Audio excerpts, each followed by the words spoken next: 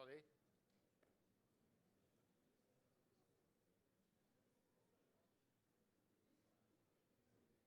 Vous m'entendez? Ça marche? Bonsoir. Bonsoir à tous.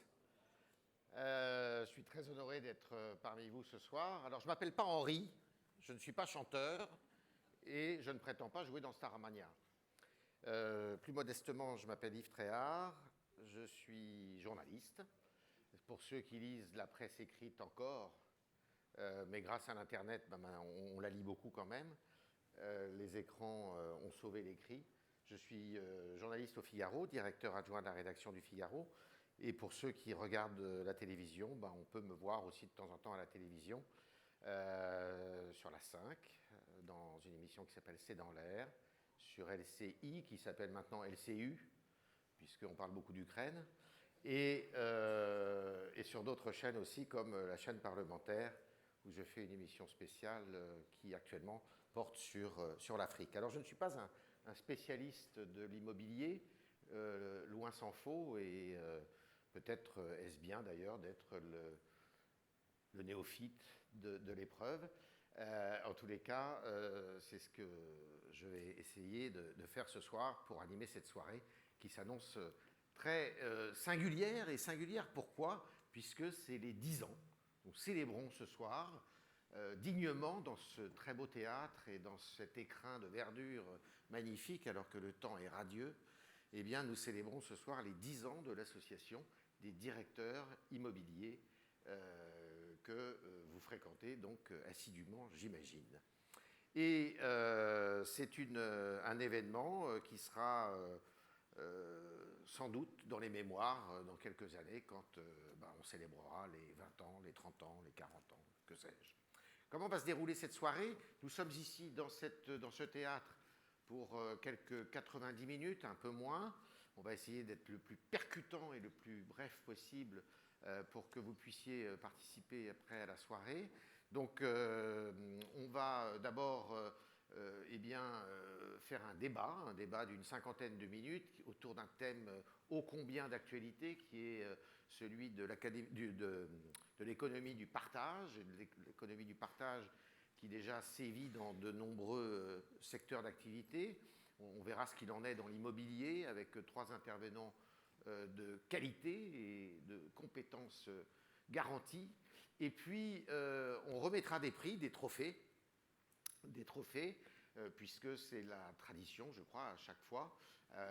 3 trophées, un trophée pour l'innovation, un trophée espoir, et puis un trophée pour le directeur immobilier de l'année. Voilà, vous savez à peu près tout.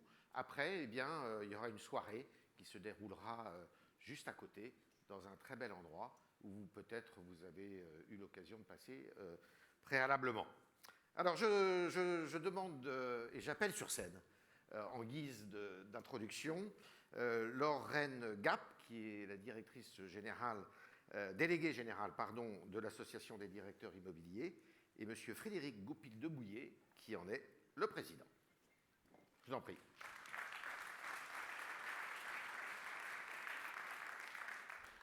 Frédéric, Monsieur le Président, merci de nous inviter, de nous avoir réservé cette soirée. En 2 mots, le bilan de l'année et puis, en 3 mots, les enjeux de l'année à venir. On va essayer de faire ça en 5 mots. Merci en tout cas à tous, bonjour à tous et à toutes. Merci d'être parmi nous. Et je suis en effet très heureux et très fier cette année à nouveau de pouvoir ouvrir ces rendez-vous annuels dont on fait en effet la 10e année, comme vient de le dire Yves. Alors, je vous remercie d'être aussi nombreux. Je crois que le Lorraine, on n'a jamais eu autant de participants. Alors, j'ai 2 solutions. Soit c'est le cadre, comme vous venez de le dire Yves, est-ce que c'est le cadre qui vous a fait venir, ou, et c'est ce que j'aime à penser, que c'est parce que ce rendez-vous annuel devient un rendez-vous incontournable, un moment fort de l'immobilier d'entreprise, et j'en serais ravi. En effet, depuis 1 an que j'ai l'honneur de présider cette association des directeurs immobiliers, je me rends compte que le monde de l'immobilier, la filière immobilière d'entreprise a beaucoup d'attentes vis-à-vis de l'ADI. Que vous soyez à l'intérieur des directions immobilières, que vous œuvrez dans les directions immobilières ou que vous œuvrez pour les directions immobilières chez les prestataires qui œuvrent pour l'immobilier d'entreprise. Alors, c'est vrai que l'ADI, qui avait sa raison d'être, et je remercie ici mes deux prédécesseurs que j'ai vus arriver, qui sont Christian Clairet et Gilles Allard, mes deux prédécesseurs, et l'équipe fédérée autour de leur RENGAP, ont fait de l'ADI, je dirais, ont réussi à légitimer le rôle des directeurs immobiliers dans la filière de l'immobilier d'entreprise. C'est devenu un élément prégnant dans la chaîne de valeur des entreprises. Mais aujourd'hui, on voit que on souhaite aller plus loin. On souhaite demander à l'ADI, aux directeurs immobiliers, d'aller plus loin. Et à l'image de ce rendez-vous annuel où on va aborder un thème ô combien d'actualité sur l'économie du partage. Donc vous voyez qu'on va plus loin que le simple gestion d'actifs, que les directeurs immobiliers aujourd'hui sont de plus en plus sollicités sur autre chose que la simple gestion des actifs. Oui, l'ADI devient une force de proposition, d'influence, de représentation de l'ensemble de l'immobilier d'entreprise. Alors, fort de ces 400 membres, l'ADI, en effet, porte son regard sur un certain nombre de thèmes de réflexion. Et j'aborde donc les 3 derniers mots que m'a octroyé Yves sur qu'est-ce que l'on va faire, qu'est-ce que l'on fait aujourd'hui. Et je voudrais prendre un certain nombre de thèmes de réflexion. Et ça fait aussi pour moi un appel à manifestation d'intérêt parmi vous pour contribuer à ces thèmes de réflexion. En effet, avec le conseil d'administration, on a essayé de mettre en place un certain nombre de commissions. Alors vous connaissez tous la première commission, celle qui est parmi nous depuis des années et dont je loue tous les jours la patience, le dynamisme et la poigne de fer de Magali Saint-Donat. C'est celle sur la commission sur la RSE, donc le thème d'aujourd'hui en plus. Mais en dehors de l'économie du partage, plusieurs réflexions tournent autour de cette commission RSE. Je citerai la sobriété énergétique avec le décret tertiaire, je citerai la décarbonation, je citerai la durabilité de nos équipements et on a même voulu aborder la mobilité douce. Donc vous voyez, plein de thèmes qui nous drivent aujourd'hui et sur lesquels on aimerait bien pouvoir réfléchir tous ensemble. Mais on en a ouvert d'autres réflexions. On s'est lancé, on a pris le pari qu'on pouvait en avoir d'autres. Il y a, je dirais, l'immobilier d'entreprise dans le territoire, que Fabien Guissot, puisque comme j'ai noté Magali, donc Fabien est en train de lancer, et donc avec lequel on aimerait bien avoir d'avoir aussi vos expertises. Il y a Jérôme Arnaud qui s'est lancé dans les relations entre l'immobilier d'entreprise et le marché, je cite, les relations avec les investisseurs. La digitalisation, c'est Pauline Coche, qui a déjà commencé avec sa commission et qui œuvre déjà. La transformation des espaces de travail avec Juliette Bory. L'immobilier industriel, là je loue le travail qu'a fait Anne-Christine Brusset sur ce domaine-là. Et puis deux thèmes beaucoup plus centrés sur l'immobilier. Ça sera pour former Yves Tréhard au métier de directeur immobilier. C'est l'Observatoire des métiers avec Gilles Allard et la connaissance de nos implantations. Vous voyez tous ces thèmes qui sont transverses, qui vont beaucoup plus loin que le simple gestion d'actifs qui était le cœur du métier des directeurs immobiliers il y a maintenant 30 ans. Voilà, on a beaucoup de ces sujets. Et la particularité qu'on a voulu imprimer à l'ADI, c'est que chacune de ces réflexions fait l'objet d'un support, fait l'objet de quelque chose qui peut faire référence, qui peut faire standard, qui peut être diffusé. Vous connaissez les livrets qu'a commis Magali Saint-Donat avec sa commission. Il y en a déjà 3 sur le décret tertiaire, le 4e est en cours. Vous avez aussi certainement noté le manifeste sur la réindustrialisation, qui devient un sujet qui était même à la une du Figaro, sur la réindustrialisation. Donc on a notre pierre aussi à apporter dans le débat. Voilà toutes les ambitions que l'on a. Et je terminerai sur une ambition qui m'est chère, vous le savez, c'est que l'immobilier d'entreprise, ça n'est pas que le QCA parisien, c'est aussi les territoires, et j'ai vraiment envie que l'ADI s'implante durablement sur le territoire. On a la chance d'avoir une délégation dans le sud-est qui est dynamique avec Bertrand Baudot. Je formule le souhait qu'elle le reste. Et puis on a une nouvelle délégation qui va s'implanter sur Bordeaux, une délégation sud-ouest, et je remercie ici Véronique Lajoie de se prêter à cet exercice. Voilà, mais maintenant on va parler de l'association, et je demande à Lorraine de bien vouloir nous dire un petit mot sur nos adhérents et les partenariats. Merci, Président. Merci. Je vous en prie. Alors bonsoir, je suis ravie de vous retrouver. Frédéric a déjà tout dit, mais c'est pas grave, je vais le redire une deuxième fois, autrement, différemment. L'année dernière, on vous accueillait à la fête foraine.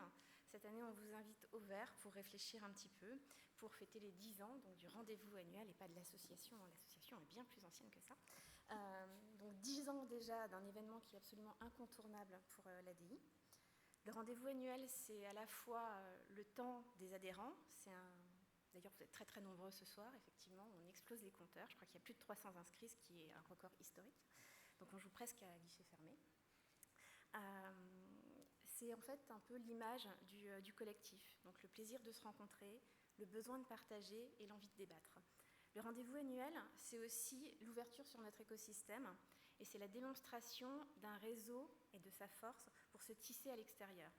En effet, l'ADI a la chance d'avoir des partenaires fidèles, que je ne vois pas à cause des lumières. Je pense notamment à toutes les collaborations qu'on a avec des associations sœurs, à la FEI, à la Fondation Palladio, au Plan Bâtiment Durable, à l'IFPEB et aussi à tous les acteurs de l'AICN, et j'en oublie plein. Leur présence et votre présence ce soir est un gage de confiance et de partage mutuel. Alors je voudrais aussi, et ils sont nombreux ce soir, mais je tiens quand même à les saluer, les remercier, Emmanuel Baboulin, Amina Tassi que j'ai croisé, Adrien Blanc, Jean-François Couec, Loïc Daniel, Olivier Estève, Arnaud Ménard, qui se sont particulièrement investis dans la 10e édition du rendez-vous annuel cette année. Alors le rendez-vous annuel, surtout quand c'est le 10e, c'est aussi le temps du bilan, et un bilan d'une activité particulièrement dense. Mais je crois qu'on peut dire qu'on tient la cadence. Alors 3 chiffres pour les illustrer, mais Frédéric a déjà tout dit. 50 événements par an, donc c'était le cas sur les 12 derniers mois. 2 études qui ont été publiées sur ces derniers mois. Un 3e qui est en cours. 8 commissions dont je ne ferai pas le détail. Et donc ce que je voudrais vous dire, c'est que, et je vous le dis avec sincérité tous les ans, c'est que notre frein, notre leitmotiv au sein de l'ADI, c'est vraiment d'essayer de comprendre et de voir demain pour mieux vous accompagner. Frédéric citait tout à l'heure la sobriété. Je crois que c'est quelque chose qu'on a fait de façon assez rapide pour vous accompagner effectivement dans l'action qu'il fallait que vous meniez.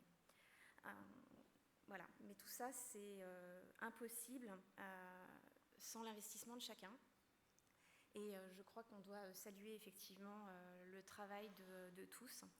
Alors Frédéric les a cités, donc je ne le refais pas, mais je me joins à ces remerciements. Et je voudrais aussi préciser que tout ça n'aurait pas de sens, en fait, si les adhérents, beaucoup plus anonymes que les personnes qu'on a citées, n'avaient pas non plus contribué, ou n'avaient pas plutôt aussi contribué en partageant leurs expériences et leurs questionnements lors de forums et des événements. Alors chaque année, au niveau de la délégation générale et plus collectivement avec le bureau, le conseil d'administration, on essaye de faire un peu plus, d'aller un peu plus loin, mais surtout ce qu'on essaye de faire, c'est de le faire pour vous et je m'en réjouis. Donc au nom de toute l'équipe et personnellement, je vous remercie très sincèrement et je vous souhaite une excellente soirée. Merci. Merci. Alors, on va passer au premier, ou plutôt au deuxième temps fort, puisque c'était le premier temps fort, le deuxième temps fort de cette soirée, donc sur l'économie du partage vers une société plus sobre, qui est le thème qui nous est soumis ce soir, qui est un sujet qui traverse tous les médias aujourd'hui, qui est d'actualité, comme je le disais. Est-ce que ça peut être un projet collectif dans une société qui est somme toute de plus en plus individualiste et qui a de moins en moins d'ailleurs de projets communs? Eh bien, c'est une question qu'on peut se poser. On le voit aujourd'hui, cette économie du partage traverse certains secteurs d'activité. On le voit dans l'automobile, on le voit dans beaucoup de secteurs dans l'économie du travail également. Je citais avant cette assemblée ce qui se passe au Figaro, où ça y est, on s'y est mis aussi, nous, notamment au flex office. C'est pas une mince affaire, je peux vous dire. Ça peut avoir des répercussions sociales, ça peut mettre en des sociétés des entreprises en difficulté sociale, mais c'est peut-être et sans doute aujourd'hui, alors qu'on demande à ce que, eh bien, on réfléchisse à notre environnement proche, à une solution qu'il faut savoir apprivoiser. Alors pour en parler beaucoup mieux que je ne le fais moi, et pour savoir comment on peut justement cette économie de la sobriété qui doit non plus, et c'est là un des gros problèmes aussi me semble-t-il, c'est comment on peut concilier cela avec la croissance économique, pour en parler savamment et comment on peut aussi l'appliquer au monde de l'immobilier. J'appelle sur scène 3 personnes qui vont nous éclairer.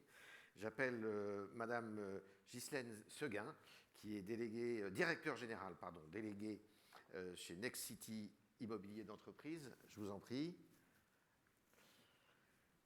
J'appelle Madame Anne Démian, qui est architecte urbaniste. Anne Démian Architecture, je vous en prie. Et enfin, Monsieur Michael Lemarchand, directeur de l'engagement social, territorial et environnemental à la SNCF. Asseyez-vous. Alors, on va être ensemble pendant quelques 50 minutes. Je souhaiterais, avec l'accord des organisateurs, que ce soit une conversation, que ce ne soit pas des exposiés ex cathedra qui sont souvent un peu sévères et ennuyeux, mais qu'il y ait un échange de points de vue, parfois avec des contradictions, avec des désaccords, pourquoi pas, c'est comme ça qu'on progresse en tous les cas. Et pour commencer, je vous demanderai sur ce thème, donc l'économie du partage vers une société de la sobriété, si on y tend un jour, davantage qu'aujourd'hui en tous les cas, eh bien une petite introduction, comment vous voyez la chose, les uns et les autres, pendant 2 minutes, pas beaucoup plus. On va essayer de respecter les horaires. Madame, je vous laisse la parole. Madame Ghislaine Seguin, je vous en prie. Bonsoir à tous. Alors, chez Nexity, nous, notre raison d'être, c'est la vie ensemble. Donc, vous voyez, quand on parle du partage, il y a déjà un début de réflexion. Aujourd'hui, si dans la société dans laquelle on vit, si on fait la liste de nos mots, on a des mots climatiques, on a des mots économiques, on a des mots géopolitiques. On s'aperçoit qu'on a pas mal de mots sociaux, puisque on voit qu'une certaine frange de la population ne se reconnaît plus dans la société dans laquelle on vit.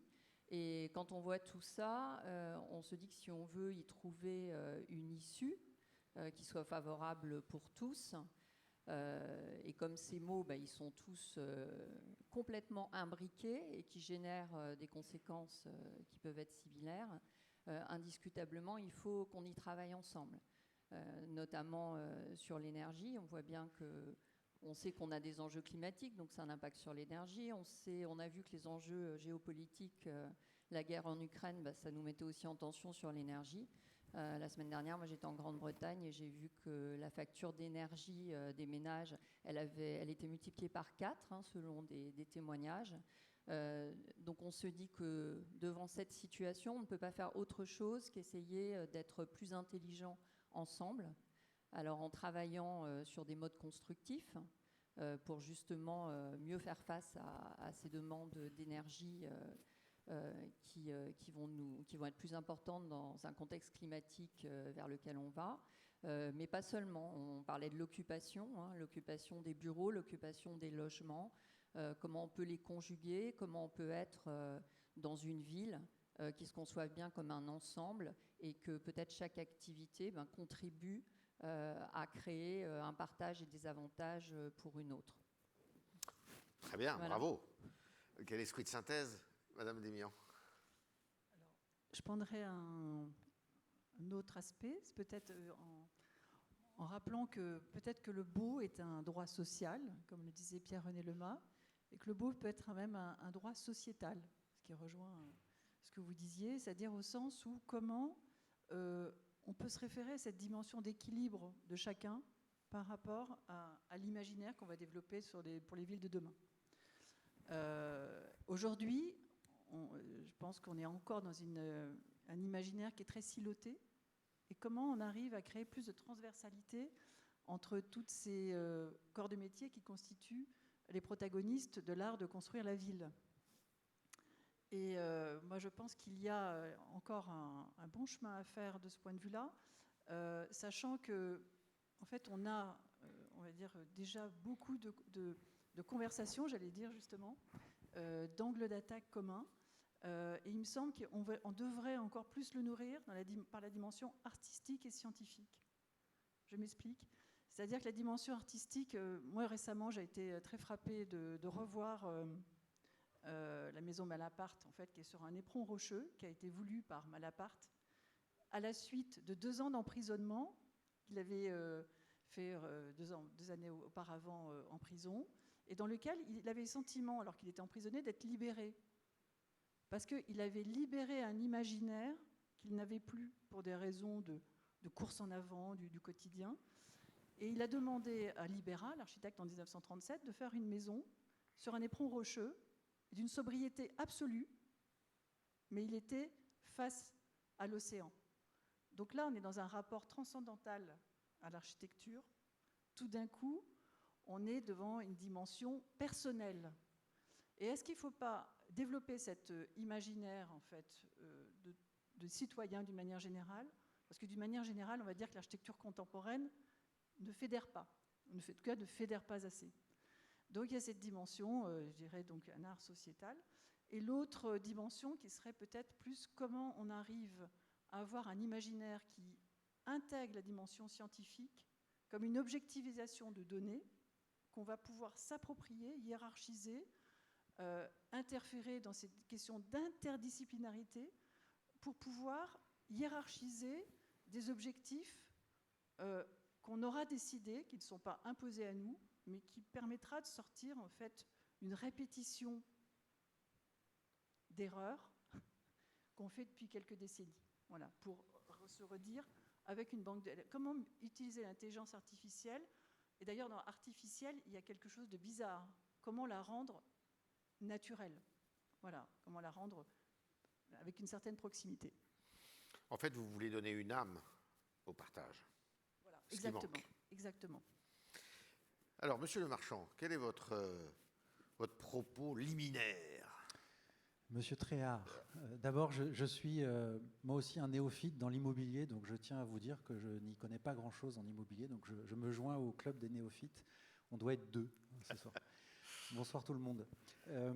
En propos liminaire, moi j'ai le thème de ce soir qu'on a en partage, puisqu'on est là pour partager des idées ce soir et des regards, était très touffu parce qu'il y a beaucoup de mots et donc j'ai essayé de rebondir là-dessus.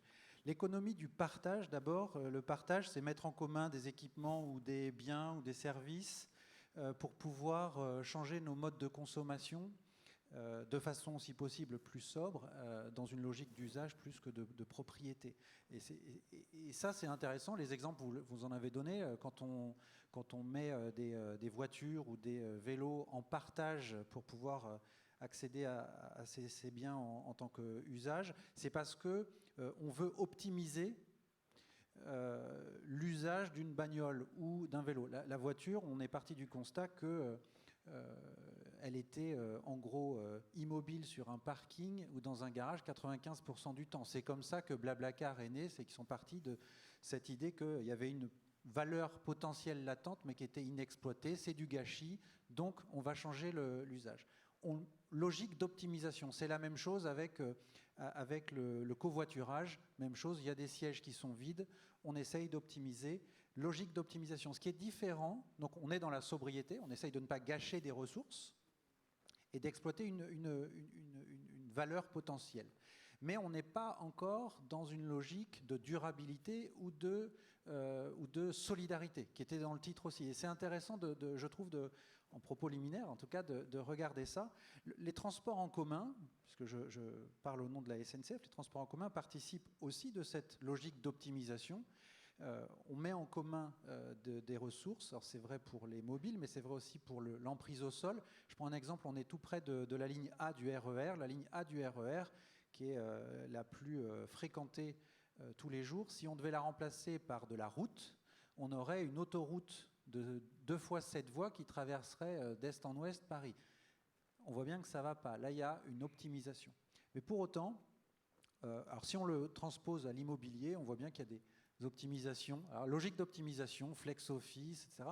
Est-ce que pour autant ça favorise le partage d'idées? Ça, c'est autre chose, et je pense qu'on pourrait réfléchir à ça. On optimise les mètres carrés, mais on n'optimise peut-être pas le partage d'idées. Pour autant, ce que j'aimerais dire, c'est que ça ne suffit pas. Ce n'est pas parce qu'on est dans une logique de partage et que ça a une vertu de sobriété sur les ressources qu'on aura résolu les questions écologiques et sociales et sociétales qui nous font face et dans lesquelles on est même pleinement engagé, parce que partage, ce n'est pas l'économie des biens communs. Et j'aimerais juste en termes, là en propos liminaires, donner ça en partage et en débat. Ce n'est pas les biens communs. Les biens communs comme l'air, comme l'eau, on voit bien que là, c'est sort de la logique d'économie du partage. Et aujourd'hui, on ne sait pas vraiment bien gérer les communs, les biens communs. Et puis par ailleurs, si on est vraiment dans le partage sans économie, alors là, c'est une logique de don contre don et pas une logique d'optimisation. Et là, on fait des choses aussi, notamment quand on partage des ressources, quand on partage des compétences, quand on partage du temps.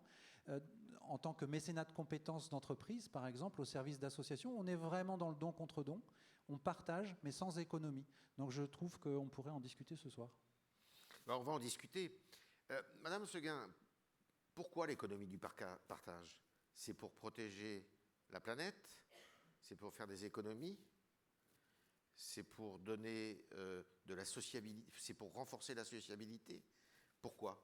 En fait, qu'est-ce qui nous pousse à faire du partage? Qu'est-ce qui nous pousse à faire du partage? Je dirais que c'est un peu tout ça à la fois, hein, finalement. Parce qu'on fait tous le constat... Oui, mais j'ai l'impression qu'aujourd'hui, il y a des priorités qui sont plus importantes que d'autres.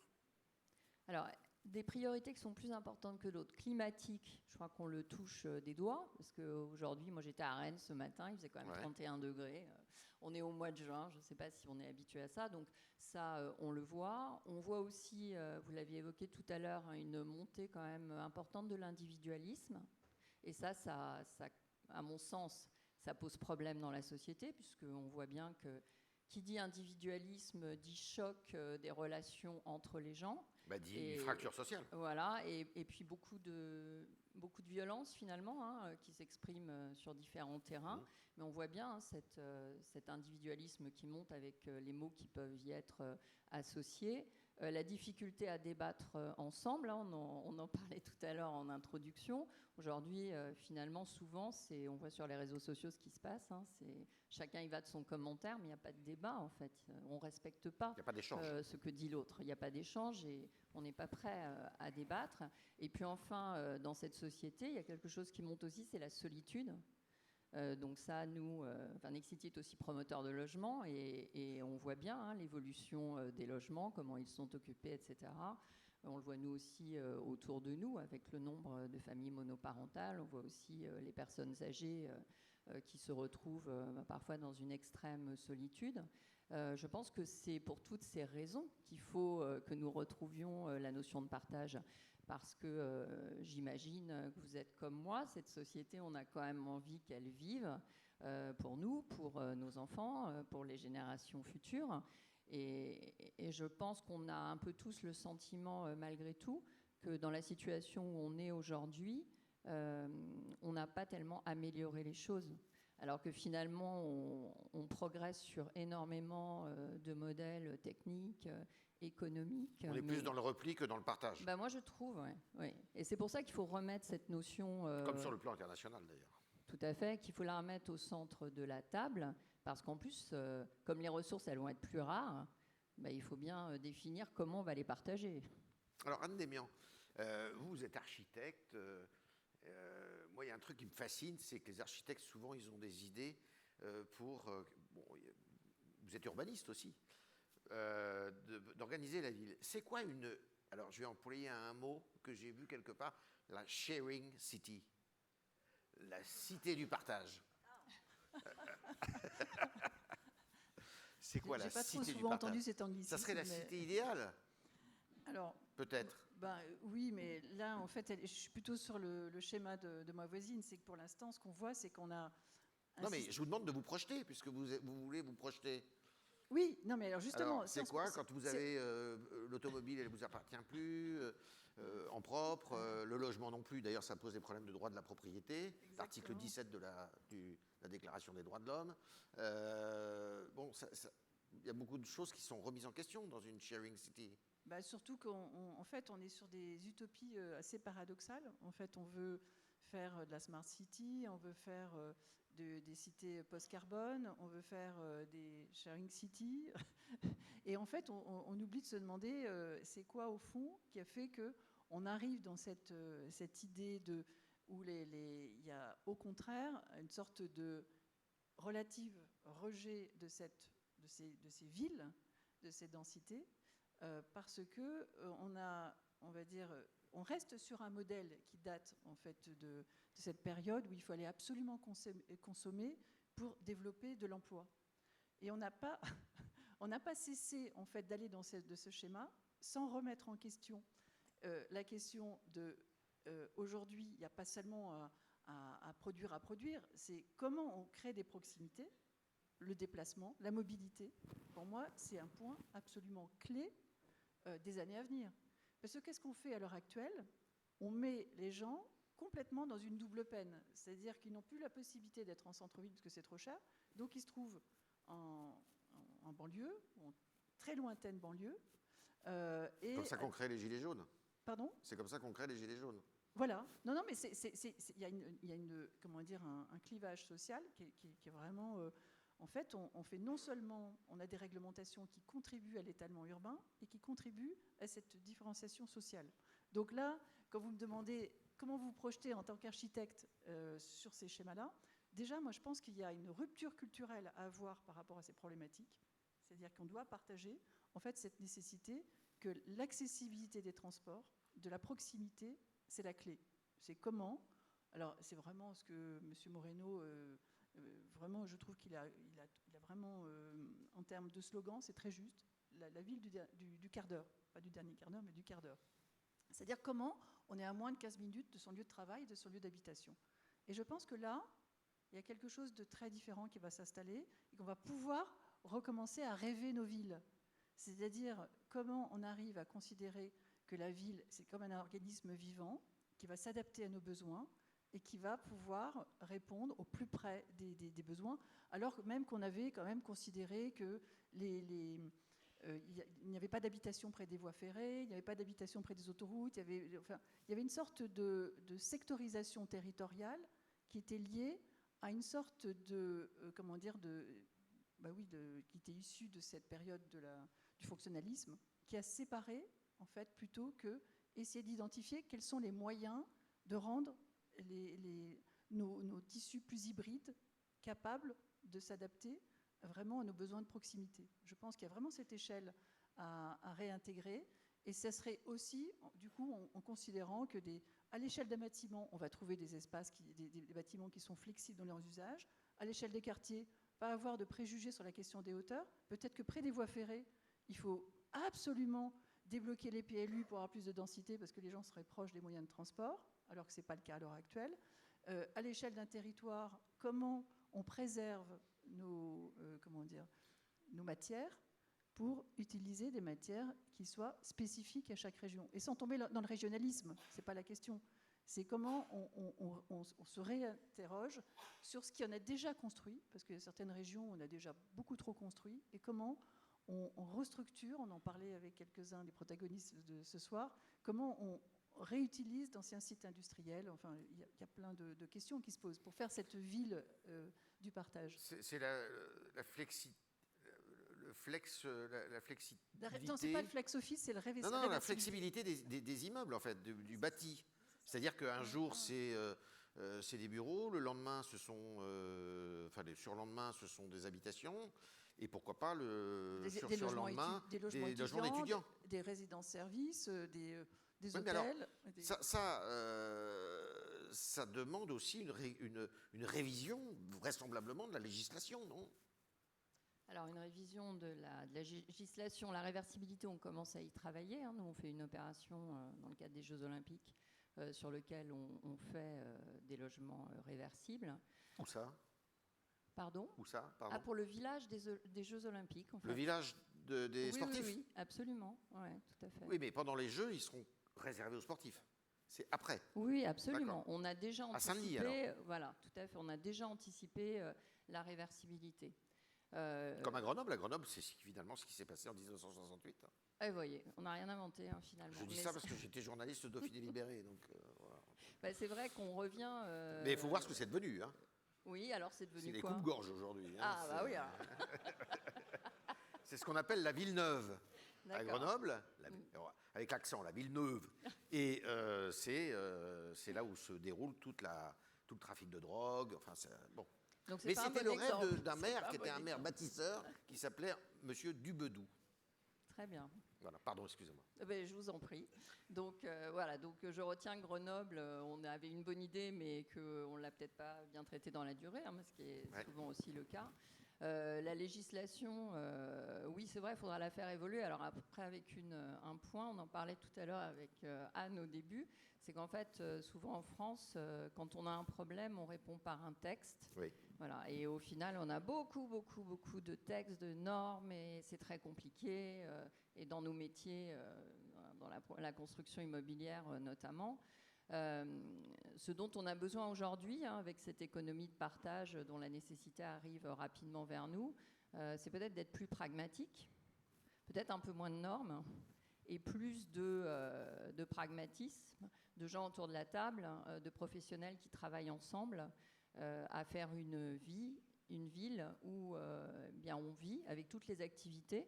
Parce que moi, je pense fondamentalement qu'une ville, elle doit être habitée, il doit y avoir de l'activité économique, on doit pouvoir vraiment avoir des activités qui cohabitent parce que on le voit partout, hein, quand on avait des villes dortoirs, quand on a des villes dortoirs, ça ne fonctionne pas, hein, on tombe dans des problèmes de coupe-gorge, comme vous dites, quand on a des endroits où il n'y a que du bureau ou que du commerce, c'est pas non plus idéal. Donc cette ville, il faut qu'elle soit mixte. Ça, c'est vraiment un point. Je pense qu'on parlait d'économie tout à l'heure. Si la ville est mixte, il faut que les publics soient mélangés aussi. C'est-à-dire qu'on ait des logements accessibles à tous, en fait, qui soient au prix normal, en fait, et qu'on ait des logements sociaux. Il ne faut pas reconstituer des ghettos dans la ville. Donc vraiment se mettre autour de la table, être pragmatique pour avoir cette ville qui soit équilibrée.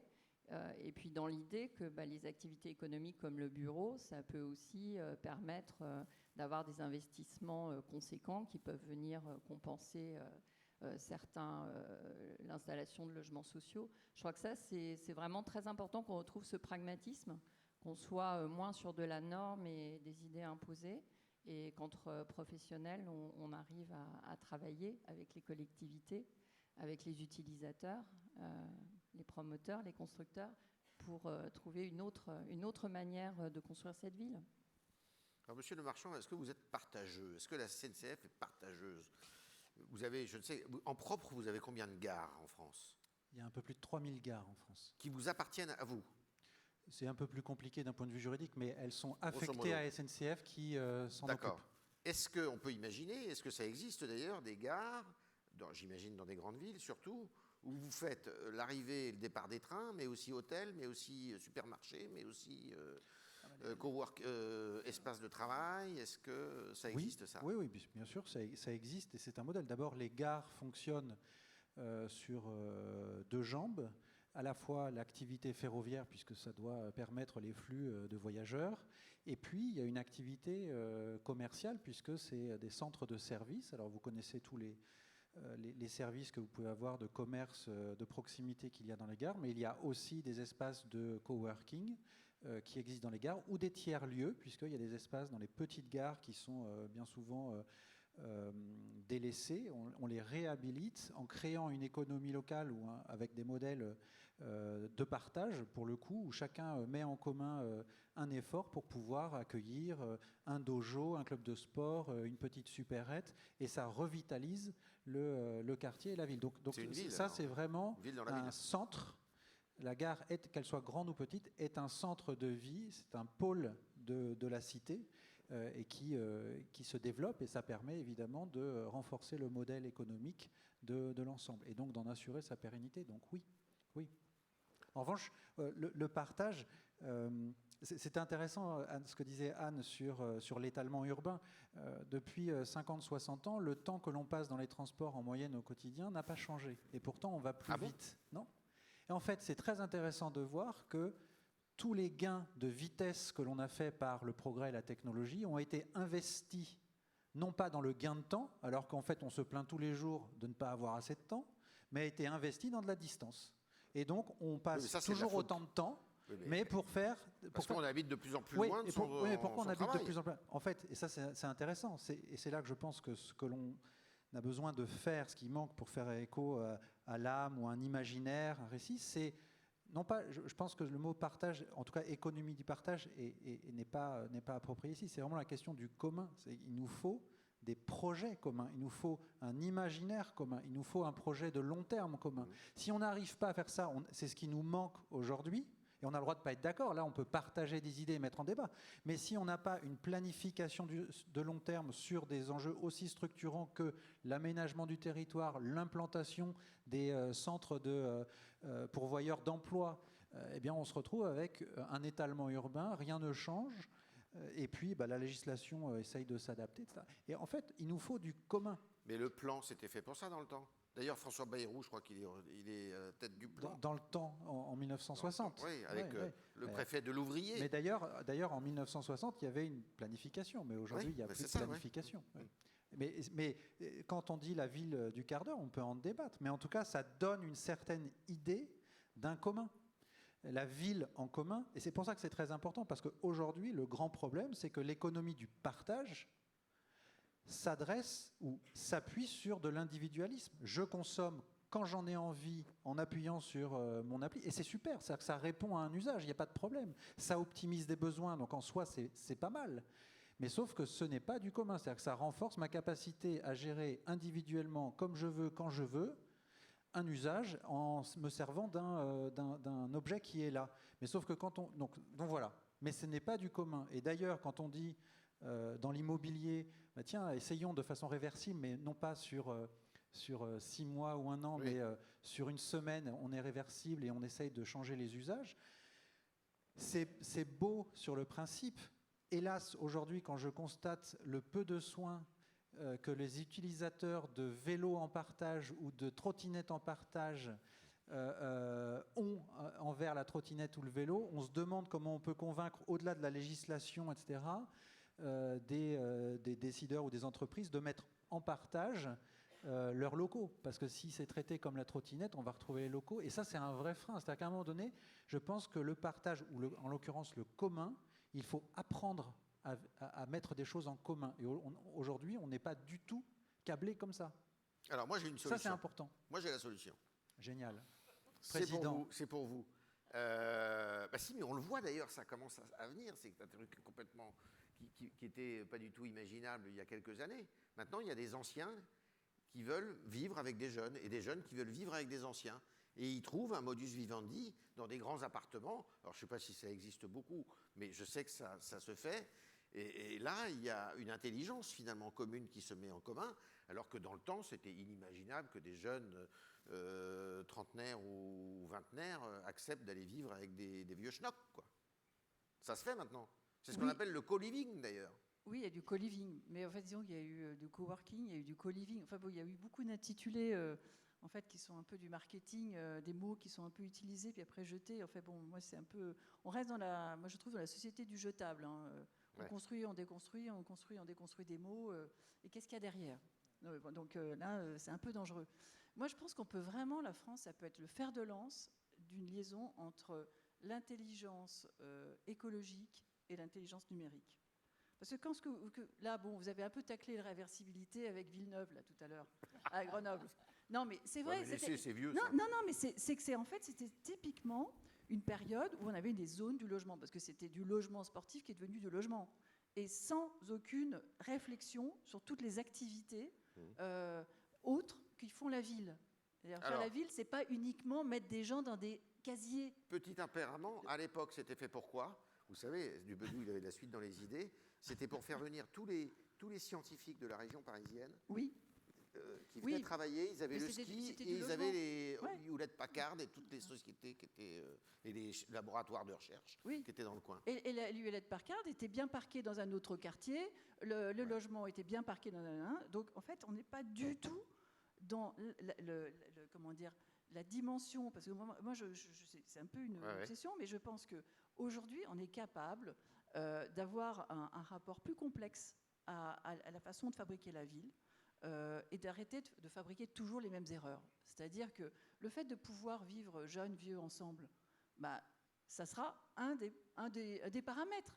Ce ne sera pas tout d'un coup le paramètre obsessionnel qu'on va mettre en avant pour dire on a fait quelque chose. Comme là, de temps en temps, on entend dire que pour faire la transition écologique, on va isoler par l'extérieur. Non, mais c'est quoi ça, isolé par l'extérieur? Bah non, mais je veux dire, il y a eu une campagne qui disait qu'on allait faire face à la transition écologique et baisser l'empreinte carbone de notre patrimoine immobilier en isolant par l'extérieur. Non, moi, en fait, je pense qu'il y a plutôt Cédric Villani, en 2018, a fait un rapport très intéressant pour Emmanuel Macron sur l'intelligence artificielle, où il défendait l'idée qu'il y ait des lieux d'interdisciplinarité autour de l'intelligence artificielle, ou qu'on apprenne à utiliser l'intelligence artificielle dans sa capacité à générer en fait une complexité, notamment la complexité de la ville, et que l'ensemble des métiers puissent se retrouver pour arriver à créer en fait la possibilité d'arrêter de faire des architectures qui génèrent en fait des traumatismes sociaux. Alors, en fait, disons, c'est pas de l'architecture, c'est systémique. Enfin, c'est plus une logique en fait. J'ai du mal à comprendre. C'est-à-dire que vous prenez ChatGPT numéro 4 et vous lui dites je veux une ville où il y a l'économie du partage. Vous pouvez le faire si vous voulez arriver rapidement à un résultat. C'est ça que vous dites? Non, ce que je dis, c'est qu'en fait aujourd'hui, il peut y avoir en fait la possibilité d'avoir des lieux d'échange entre tous les acteurs en fait de l'acte de la construction, pour arriver à se dire, à hiérarchiser en fait ce qu'on veut ou ce qu'on ne veut plus. Comment on arrive à se dire, tiens, aujourd'hui, on a une quantité de matériaux qui risquent de manquer. Comment on arrive à faire ce qui existe déjà, peut-être du recyclage, à se dire, tiens, ici, il y a quand même la possibilité de faire venir une certaine... Si on déconnecte en fait la valeur du foncier de la valeur du construit, si on arrive à faire en sorte qu'on arrive à faire une société du partage sur une certaine économie, on va retrouver le chemin du bon sens, en fait, de cette idée de la proximité. Mais ça veut dire quand même, c'est reprendre en main, c'est-à-dire qu'il y a une rupture culturelle assez importante, se dire qu'un immeuble, il n'est pas fait pour durer 10 ou 15 ans, mais il va peut-être durer 50, 100 ans, 200 ans, mais c'est surtout une qualité d'espace qu'on va retrouver. Des hauteurs sous plancher, c'est-à-dire que dans le logement, on le sait, on a assez artificiellement diminué à 2,50 m sous plafond, alors que les bureaux sont à 3,30 m.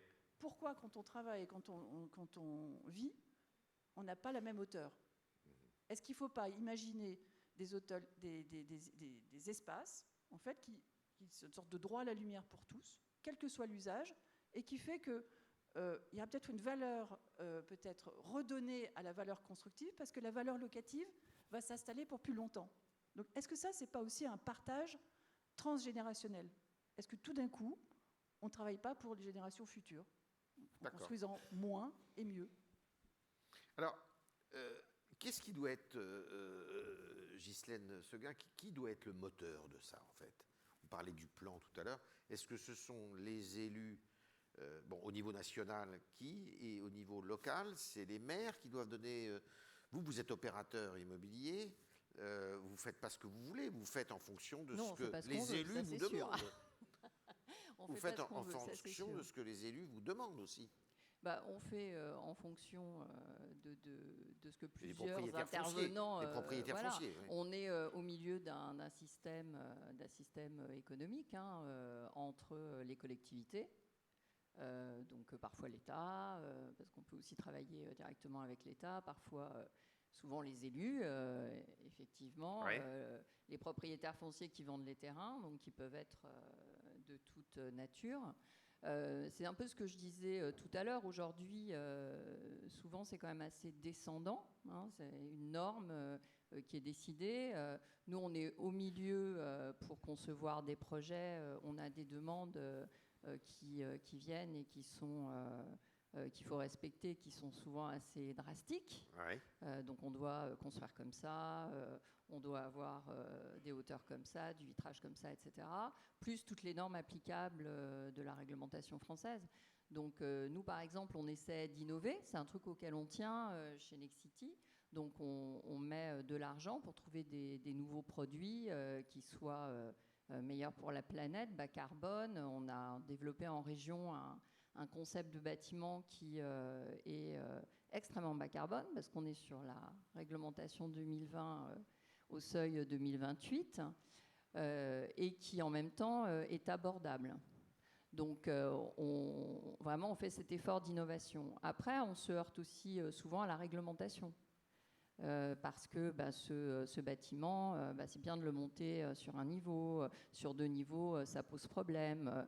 Et c'est là qu'il faudrait qu'on puisse discuter d'une manière qui soit plus ouverte, vous voyez, pour innover. Parce que innover, ça veut dire prendre des risques, ça veut dire pouvoir faire des erreurs. Et il faut qu'on ait en face de nous des interlocuteurs avec lesquels on puisse discuter. On développe aussi un projet qu'on appelle Essentiel. Donc c'est un immeuble qui a la particularité, de par la qualité de son isolation, de ne pas avoir besoin de système de chauffage ni d'air conditionné. Donc c'est un prototype, hein, on travaille beaucoup cet objet. On l'a développé à Lyon dans un projet qu'on fait en centre-ville de Lyon pour un petit immeuble d'habitation. Et on s'est heurté à de multiples problèmes sur la réglementation française qui n'étaient pas compatibles avec ce qu'on voulait mettre en place, etc. Si on doit vraiment innover dans les années à venir, il faut qu'on puisse sortir d'un carcan. Il faut qu'on puisse avoir un dialogue qui soit facilité. Donc il faut revoir complètement la législation, alors. Pas revoir complètement la législation, mais avoir... c'est pas un problème de législation, c'est un problème de dialogue avec les services instructeurs, avec les pompiers, qu'on puisse avoir une approche peut-être plus pragmatique. Voilà. Et ça, je pense que si on veut innover, c'est fondamental. Oui. Parce que innover, encore une fois, hein, c'est essayer. Et on aura des choses qu'on ne va pas réussir. On espère qu'il y en a d'autres qui marcheront bien. Mais il faut qu'on ait cette latitude. Et maintenant, ça devient un peu urgent. Parce que si on reste sur nos modes constructifs actuels, on sait bien qu'on ne va pas obtenir le résultat qu'on veut. Michael Lemarchand, vous innovez beaucoup, vous, à la SNCF. Oui, on innove, mais il y a l'innovation, elle est technique, elle est technologique, mais elle est aussi sociale, elle est sociétale, elle est managériale, elle est organisationnelle. Je me méfie du mot d'innovation. Il y en a beaucoup moins des grèves, il y en a beaucoup moins. Mais en fait, j'aimerais juste... je m'y attendais parce que j'aurais été surpris d'être à une table ronde sans qu'on m'en parle.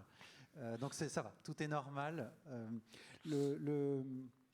J'aimerais la question de qui est responsable, qui doit faire quoi. Oui. Tout le monde a un rôle et une responsabilité à jouer dans la transition écologique. Ouais, donc ça, c'est sûr. Et on est tous interdépendants. Donc il ne faut pas se dire que, comme j'entends certaines entreprises dire « moi c'est bon, je suis neutre carbone, tout va bien ».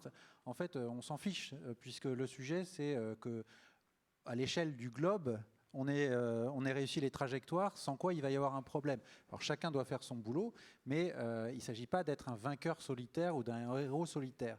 Donc en revanche, on a tous un rôle et une responsabilité à faire. Ce qui manque aujourd'hui, parce que je considère qu'on se raconte des histoires sur la transition écologique, et en l'occurrence sur le carbone, pour ne parler que du carbone, et pourtant il ne faut pas réduire la transition écologique au carbone, mais c'est le sujet le plus mûr, donc c'est intéressant de regarder ce qui se passe sur le carbone.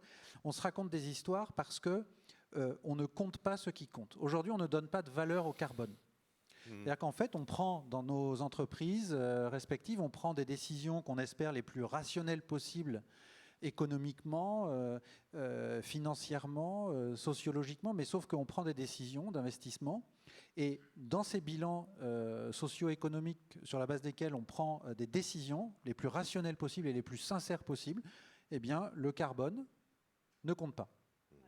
Ça ne compte pas. Et donc, en fait, On peut faire des efforts et tout le monde fait des efforts. Mais les règles du jeu ne sont pas vertueuses pour que tout le monde joue avec les mêmes règles du jeu à fond, de façon radicale. Ce qui est indispensable pour réussir la transition écologique, juste sur la décarbonation. D'ailleurs, je ne devrais pas dire transition écologique, juste décarbonation. On n'y est pas du tout.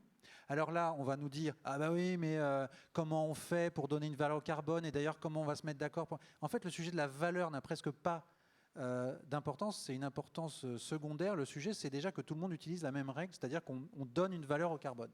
Et le jour où on prendra des décisions sur la base de chiffres qui reflètent la carbonation ou la décarbonation, en tout cas l'impact carbone de ce qu'on se propose de faire, alors ça va changer beaucoup de choses. Et on peut faire la même chose sur la pollution de l'air, et on peut faire la même chose sur la pollution de l'eau, etc., etc. Donc là, pour le coup, ceux qui prennent les décisions sur les règles du jeu ont un impact immense. Alors bien sûr, c'est très difficile de se mettre d'accord, mais c'est à la hauteur de la difficulté de la décarbonation. Et pour l'instant, on dit que ce n'est pas possible de changer les règles du jeu parce que ça va prendre trop de temps, mais on croit que ça va être possible de décarboner à la hauteur des accords de Paris. Je pense fondamentalement, et ça ne veut pas dire qu'on ne fait pas des choses bien, et on fait tous des efforts, et il y a un peu d'efforts, mais on se raconte des histoires. Donc ça, c'est très important de mettre justement des règles du jeu, notamment économiques, financières, comptables, pour traiter ce qui est en commun. Parce que c'est en commun, en fait, ce n'est pas en partage, au sens économique. C'est pas la même chose. C'est pas la même chose. Vous vouliez ajouter quelque chose, Anne? Oui, c'est qu'en fait, je suis complètement, mais alors 100% dans cette logique-là, parce que je pense qu'il y a, comme je disais, qu'il y a un changement culturel, notamment sur le rapport à l'eau, à la santé, à le renouvellement d'air. Et ça, en fait, quand je vois qu'effectivement, vous avez une politique de replanter quand vous pouvez le faire, bah, c'est pas valorisé d'un point de vue carbone. Disons, empreinte carbone. Alors que ça serait valorisé, ça serait incitatif. C'est-à-dire, au lieu, quelquefois, il y a des actifs qui sont laissés comme ça en jachère, parce qu'ils ne sont pas valorisés potentiellement si jamais ils sont transformés en espaces verts, parce qu'en fait, c'est des bâtiments non transformables et identifiables comme non transformables.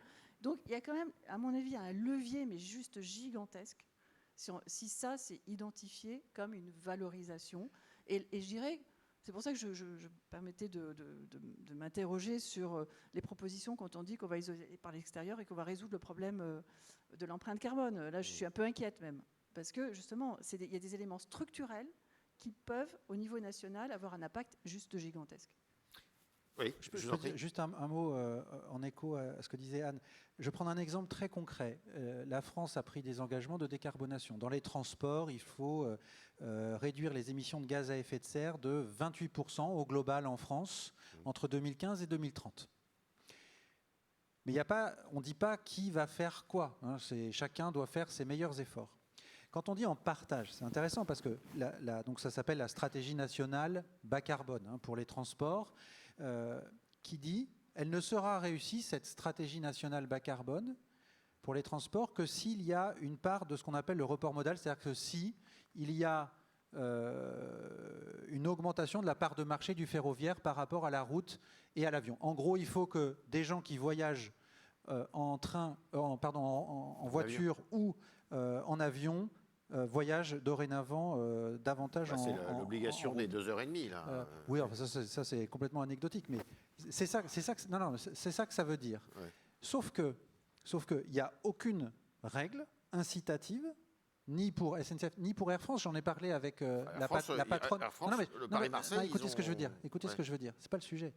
Je vais dire un truc qui va vous surprendre parce qu'on oppose faire machin. Ce que je dis, c'est que il n'y a rien dans ces règles-là qui va porter au crédit d'Air France, la part qui va venir, ou une partie de ce qu'ils vont, entre guillemets, donner aux ferroviaires pour réussir les objectifs de la France, ni de SNCF, ni de Air France, mais de la France. Il n'y a rien qui dit ça. Et moi, je pense que là, pour le coup, on aurait un partage de la valeur créée ou de la décarbonation pour que, plutôt qu'ils soient pointés du doigt en disant vous êtes vilains, machin, etc., que ça soit porté à leur crédit. Mais là, on rentre dans une autre logique de croissance, décroissance, etc. C'est qu'on porte à leur crédit un effort qu'ils consentent à faire pour l'intérêt général, dans l'intérêt de la France. ces discussions, enfin, je ne sais pas si vous qui côtoyez beaucoup de gens, vous en entendez Non, mais parler. vous avez raison. Mais sauf et j'en ai parlé dans un colloque Avenir percutant. Transport avec des parlementaires. Le jour où on aura ce genre de discussion, alors on activera un levier énorme pour réussir ce que l'on veut collectivement. Et ça n'enlève rien ensuite à la compétition sur le business entre les modes de transport. Mais on n'a pas à être en concurrence sur la décarbonation. Bien sûr. Si on a un destin commun et que les règles du jeu le reflètent et l'y incitent, alors on aura fait une part importante du chemin. Et ça, c'est du partage, en fait. Ça, c'est vraiment du partage parce qu'on a un destin commun. Alors, une petite question. Je ne sais pas lequel de trois de vous peut répondre. La France, elle est comment par rapport à ses voisins sur ce front de l'économie du partage? Est-ce qu'on est très en avance? Est-ce qu'on est très en retard? Est-ce qu'on est dans le peloton je ne sais pas. Difficile de mesurer ça. Hein. Je pense que c'est assez difficile. Hein. Et en plus, on ne peut pas comparer des grands, des petits, des... Ouais. Non, mais par contre, sur ce qui vient d'être dit, c'est une émulation gigantesque, parce que du coup, on est vraiment dans le partage des intelligences. Sauf que le pari, il est aussi européen, au niveau de l'Union européenne. C'est ça. Ouais. Alors, il est 19h30, et il va être le temps de conclure. Donc, je vais vous demander à chacun d'entre vous 2 minutes de conclusion, si vous voulez bien. Exercice libre, hein, c'est le jour du baccalauréat, mais là c'est libre. Donc je vais vous demander, Ghislaine, si vous voulez bien ouvrir le feu. Bah, écoutez, pour conclure, moi j'ai trouvé que l'échange était extrêmement intéressant. J'ai bien aimé la conclusion. Là. Je trouvais ça très intéressant, cette approche sur Air France. La complémentarité. Et la contribution, et le franchement, c'est une idée qui fait sens. Cette économie du partage, on en est, notre groupe, je pense, en est convaincu. Hein, ça fait longtemps qu'on... D'abord, on a tous les métiers de l'immobilier, donc ça nous aide aussi à réfléchir d'une manière commune, parce qu'on fait aussi bien de l'immobilier d'entreprise que du logement, toutes sortes de logements. On fait aussi des trucs à la mode, comme du coworking et du co-living. Vous faites du co-living, ouais. On fait aussi, on fait aussi du... Non, c'est pas grave, ça se soigne. Mais ceci dit, ça aussi, c'est une économie du partage finalement, hein, parce qu'au départ, les entreprises, elles étaient chacune dans leurs locaux. D'un certain côté, le coworking, c'est quand même un vrai progrès, parce que ça permet de bouger, de pouvoir occuper un poste. Ça permet aussi à des entreprises de pouvoir prendre des locaux. Et ce qu'on a entendu pendant des années, c'est quand on a une entreprise, on est souvent coincé dans un bail 369. On amène d'autres manières de fonctionner, et c'est aussi résoudre des problèmes de partage et dans l'économie. Voilà. Donc je pense qu'on va vers une période où ces questions elles deviennent de plus en plus prégnantes. Nous, on croit aussi qu'on va aller vers le partage en continuant à innover, et en continuant à innover sur les modes constructifs, mais pas seulement, parce que sur les usages des bâtiments aussi, on peut beaucoup innover. Il y a le coworking, mais on peut encore aller plus loin dans l'utilisation partagée des bâtiments, dans la mixité aussi, hein, parce que si on veut partager, si on veut rester dans une économie, parce qu'il faut quand même que les gens, ils aient tous les moyens de vivre là où ils vivent. Alors on l'a dit en ville, la ville du quart d'heure c'est bien, mais tout le monde ne peut pas y avoir accès. Et ben, l'idée c'est quand même que si on arrive à avoir du partage d'usage dans un même bâtiment, de la mixité qu'on organise, eh bien il y a des gens qui vont plus contribuer que d'autres. Voilà. Donc c'est vraiment un point, le partage qui est au cœur de nos réflexions. Et moi j'espère vraiment qu'on va savoir relever tous ensemble ce défi. Merci beaucoup. Anne? 2 minutes, c'est très court. Hein, donc, effectivement, mais voilà, donc il faut choisir. Hein. Mais c'est vrai que la question des objectifs 2050, c'est quelque chose qui traverse en fait mon travail depuis quelques années. Et cette question, en fait, je pense que les solutions, elle se trouvera que un peu ce qui a été suggéré. Parce que sur la question je crois beaucoup à l'intelligence, de l'interdisciplinarité, de la pluralité des intelligences pour, excusez-moi, mais casser un peu des produits formatés. Non, mais je suis peut-être pas dans la bonne instance pour dire ça, mais c'est-à-dire que c'est pour dire je pense que penser la ville en produits formatés bureau ou logement, on va dire, ou se dire que comment dire, le bien-être du quotidien n'est pas un objectif. J'ai pas dit. Non, attendez, je m'y prends super mal. Alors on efface et on recommence. On efface. C'est-à-dire que la question de la beauté du quotidien, ça n'exclut pas l'architecture exceptionnelle déjà. Bon. Mais la beauté du quotidien, à mon avis, elle va se réacquérir peut-être en essayant de penser une nouvelle esthétique à partir de cette idée d'une ville plus hybride. Voilà. Oui. Et c'est-à-dire qu'il va permettre de remettre en question, mais positivement. Ce n'est pas l'idée que ce n'était pas bien avant, mais comment on peut faire mieux pour atteindre des objectifs qui vont nous amener à penser culturellement différemment des bâtiments. Par exemple, juste un exemple, un logement, s'il change en bureau ou vice-versa, la question du renouvellement d'air, dans un cas ou dans l'autre, il faut penser que de toute façon, les normes vont évoluer. Donc, toujours avoir en tête le coup d'après. Comment ça veut dire simplement être, peut-être intégré dans notre façon de considérer la ville, à la fois dans son état d'aujourd'hui, mais toujours se projeter dans un temps beaucoup plus long qu'il n'a été fait jusqu'à présent. C'est pour ça que j'ai tendance à dire que l'architecture doit changer de paradigme au profit du temps long de la ville. Voilà. Alors, Michael, vous avez la dernière conclusion. Il y a un mot que je pense essentiel, c'est les interdépendances, en fait. Et oui. pour parler du partage, si le partage, c'est se partager un gâteau et manger sa part chacun de son côté, on est mal barré. En revanche, si partager, c'est mettre en commun des choses, c'est-à-dire un diagnostic, des idées, du débat, des solutions, parce qu'on a justement un destin commun, parce qu'on est interdépendant, je dépends de toi, je dépends de plein de choses, et beaucoup de choses dépendent de moi, alors on révèle, on met en évidence que de toute façon, nous n'avons pas d'autre choix que de mettre en commun, sans quoi on n'y arrivera pas. Et donc je pense que le partage, en ce sens, mais là on oublie l'économie du partage, on est dans le partage et la mise en commun, est très importante. Et c'est pour ça que révéler les interdépendances et se poser des questions, comme nous y invitait Bruno Latour dans ses derniers écrits sur la question de quoi est-ce que je dépends, et faire l'exercice factuellement en regardant de quoi on vit tous les jours, qu'est-ce qui compte pour moi, où est-ce que j'ai envie d'habiter. Grande figure de l'écologie. Immense, ouais, mais de la pensée même. Enfin, c'est absolument phénoménal, phénoménal la pensée qui. Enfin, mais je est crois décédé récemment. Qui est décédé, voilà, en octobre dernier. Mais je vous invite à écouter ces podcasts qui sont en partage. Gratuitement sur les plateformes. Il a fait les chemins de la philosophie, il a fait 4 émissions toute une semaine au chemin de la philosophie. C'est absolument passionnant. Mais vraiment, voilà, ce serait mon mot de la conclusion. C'est pas tous les jours qu'on cite Bruno Latour en mot de la conclusion. J'en profite parce que moi, j'ai une chance inouïe de l'écouter et de le lire, je trouve, parce que ça me nourrit. Donc voilà, j'ai envie de partager ce plaisir-là. Merci à tous les trois. Vous avez été très brillants. Je vous demande de les applaudir. Donc c'était Anne Lémian, Ghislaine Seguin et Michael Lemarchand. Merci à vous trois, merci beaucoup, c'était éclairant, vif et passionnant.